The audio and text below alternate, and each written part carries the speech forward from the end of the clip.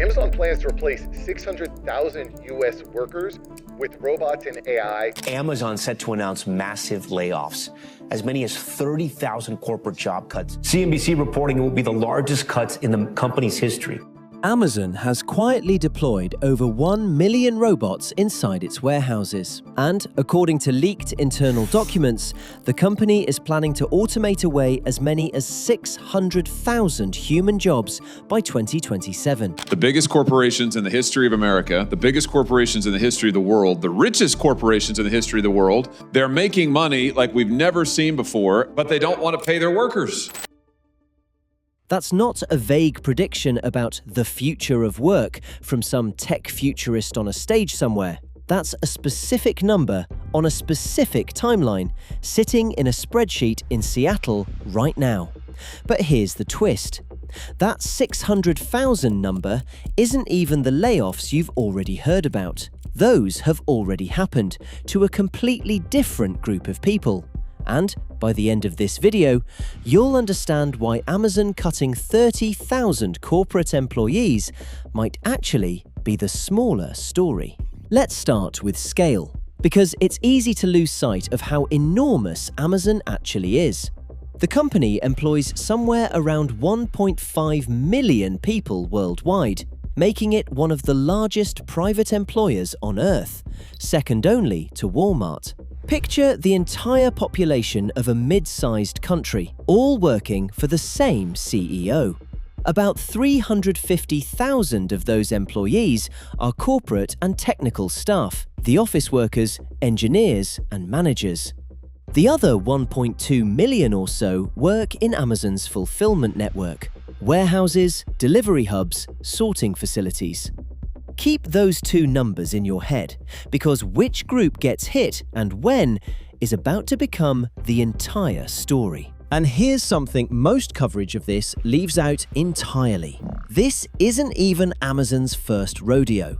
Back in 2022 and 2023, the company already eliminated more than 27,000 jobs, unwinding a hiring spree so aggressive during the pandemic that Amazon had brought on hundreds of thousands of new workers almost overnight, just to keep pace with an explosion in online shopping nobody saw coming. So when you hear about this new round of cuts, don't picture a company in crisis panicking to survive. Picture a company that has now, twice in 4 years, decided it built its own workforce too big. And this time, it found a much shinier excuse to fix it: artificial intelligence. Here's how the timeline actually unfolded. It started in October of 2025, when Amazon kicked off the largest workforce reduction in its 31-year history, with 14,000 corporate layoffs in one single announcement. Well, online retail giant Amazon announced mass layoffs today. It is cutting 14,000 corporate jobs as it prepares for the arrival of AI technology. That alone would have been a massive story on its own, except it wasn't close to finished. Because the company kept pushing for a leaner org chart, another 16,000 roles disappeared in the first quarter of 2026. And because that still wasn't enough, by May, the cuts reached all the way into selling partner services, the division that supports the millions of independent sellers who rely on Amazon's marketplace to make a living. Stack all three waves on top of each other, and in about 7 months, Amazon had erased roughly 30,000 corporate jobs, something like 10% of its entire office workforce gone. Here's where it gets interesting. CEO Andy Jassy has given two very different explanations at two very different times. In June of 2025, months before the cuts started, Jassy told employees directly that AI efficiency would shrink Amazon's corporate headcount over time, saying, quote, "We will need fewer people doing some of the jobs that are being done today." Straightforward enough. But by the time Amazon's Q3 2025 earnings call rolled around, with the layoffs actually happening, Jassy pushed back on the idea that AI was the cause, framing it instead as a broader push against internal bureaucracy. too many managers, too many overlapping roles, too many layers between an idea and a decision. Same layoffs, two different stories, depending on when you asked, and depending on whether investors were listening. Now here's a detail that makes Amazon's story genuinely different from the other AI layoffs you've probably heard about elsewhere. When Amazon's layoffs were announced alongside its October earnings report, the stock didn't crash. It climbed to an all-time high of $258.60 within days. But unlike some other companies we could mention, this wasn't necessarily the market cheering the layoffs themselves. Amazon's earnings that quarter were genuinely excellent. Revenue of $180.2 billion, up 13% year over year. AWS cloud growth accelerating to 20%, its fastest pace in over a year.